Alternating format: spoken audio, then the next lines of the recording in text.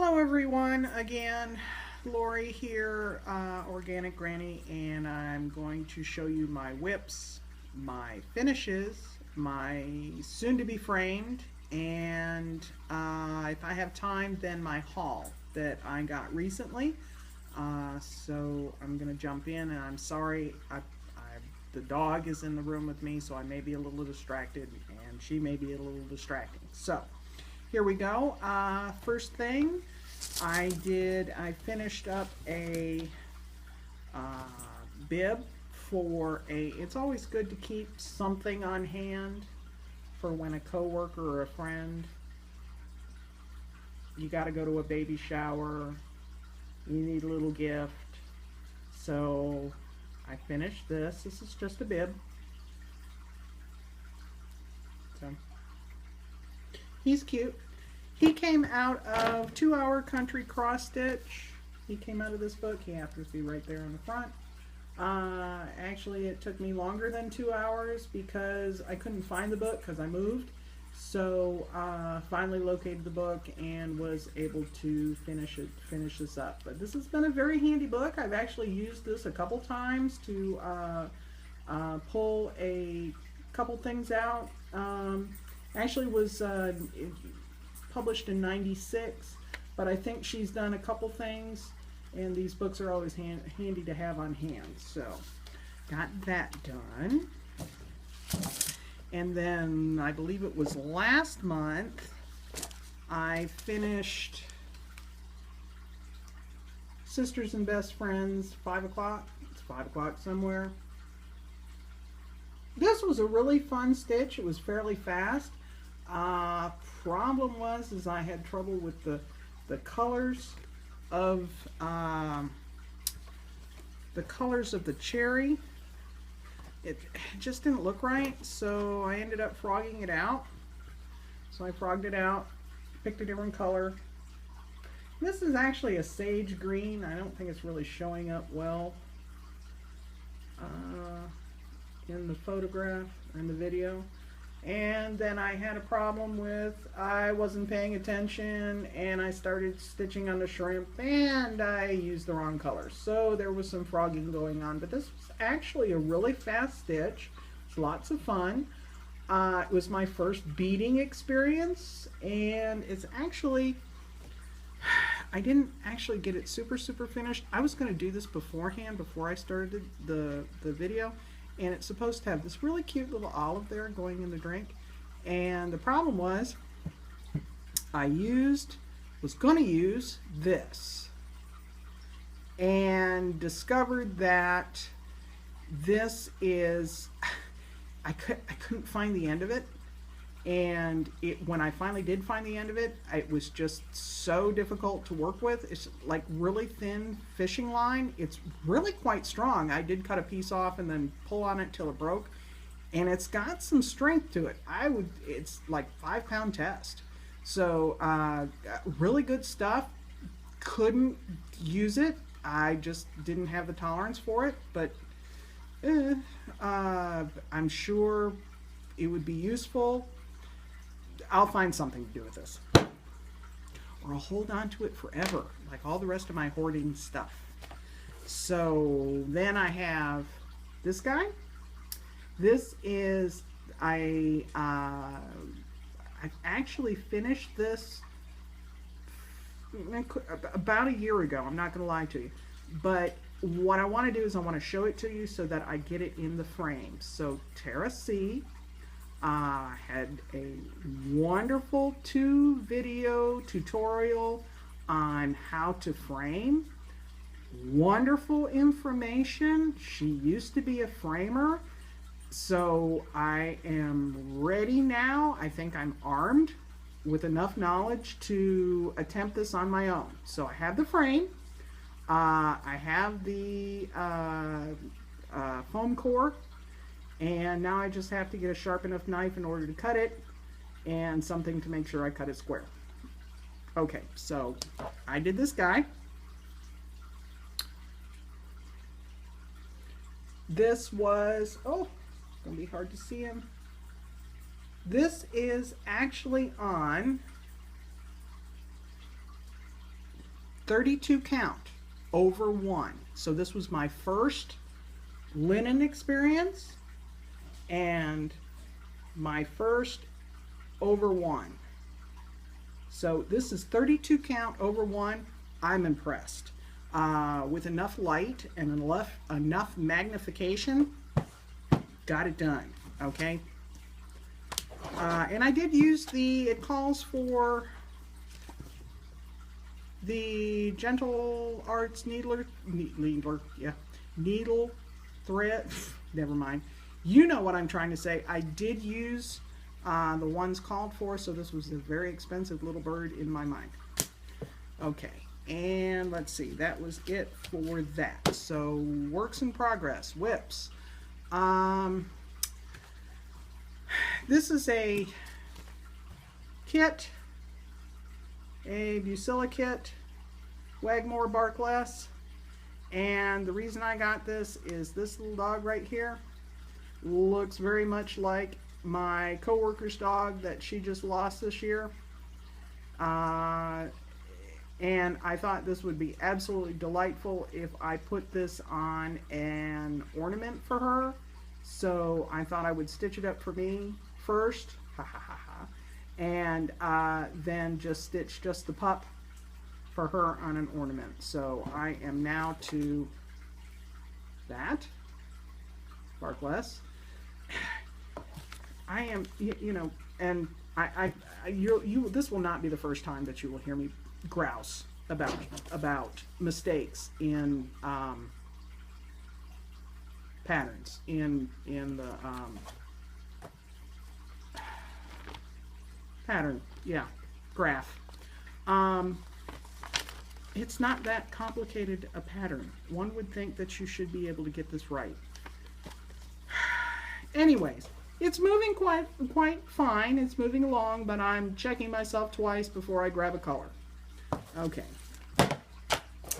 Okay, pulled something out of the tub of shame. The tub of shame is filled with my UFOs, the things that I had trouble with. This one in particular, I frogged, not once, not twice, but actually 4 times. And it's not that complicated of a graph, but for some reason I'm losing count here. So I tossed it in the bucket. And so what I'm going to do now is I'm going to do some, you know what I'm going to do. I'm going to use the fishing line and I'm going to grid, there we go, grid it out so that I will stop making mistakes. So I am currently less than this right here because I have messed this up somewhere and I'm going to have to frog it out. But this is going to be, I'm going to finish this.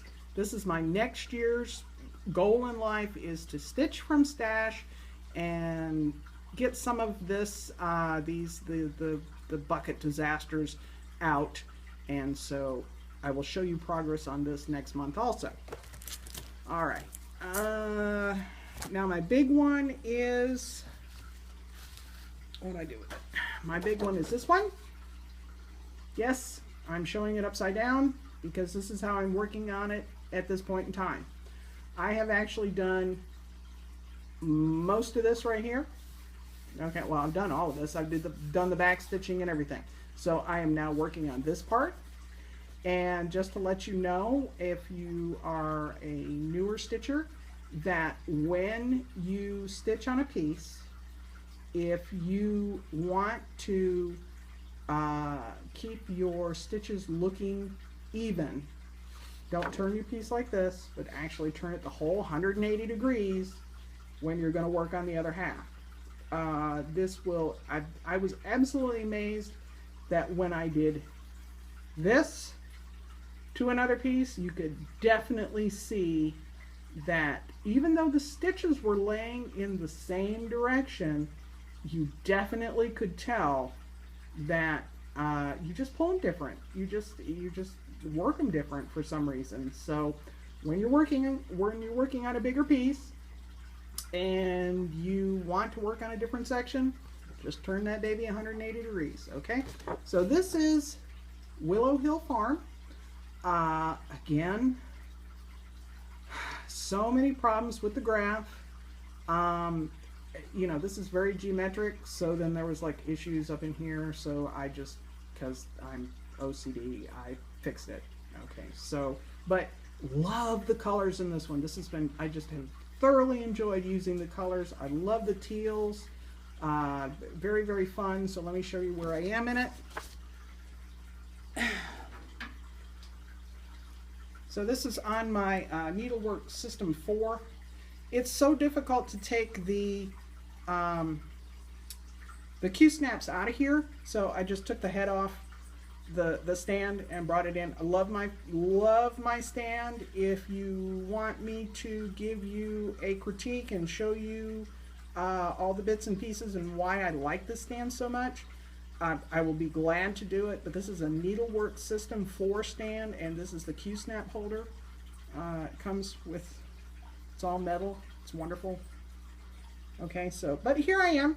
I've done the bottom portion, so all I have left to do is just the top. I got a cloud and the border to do and the roof. So we're on the downhill run here on this one. Okay. Excuse me. Alrighty, what'd we buy? What'd we buy this month? We bought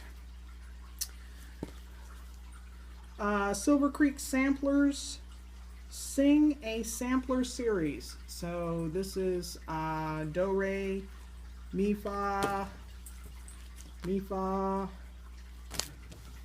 Sol, La, Ti, Do.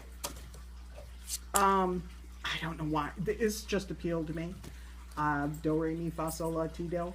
I don't have any of these colors. I have DMC. I may convert this to DMC. I don't know. We'll find out when I go and I do it. But I bought this. I bought all 4. The reason I bought it is because I have discovered that if I do not buy something when I like it, it goes away and then I have to pay more to find it on eBay. So this is what I bought. Let's see, more stitching news. How can you get so excited over 2 pieces of wood? I don't know. My dog loves to chew things, and so she chewed up. This is a Duchess. It's a Duchess brand. Duchess. Can we zoom in? There we go. This is a Duchess hoop. Why I love this hoop? It has a felt ring right there. It is in impeccable condition. It is Butamus. It is older than my child. Okay. And it is tight. It is beautiful. My bestie friend, Gay, love you, dear. Thank you very much. Gifted me this when she found out that my dog, damn it, Jewel, ate my hoop. So, silly me, left my hoop out. She chewed it up. And Gay, bless you, gave this to me. Love you, honey. Okay. What else did we get? I think I got enough time for this. I got to be quick. If you look on my Instagram, you'll see a bucket, a picture of a file bucket filled with floss. And I had the best find in the world in at a yard sale. Basically, I got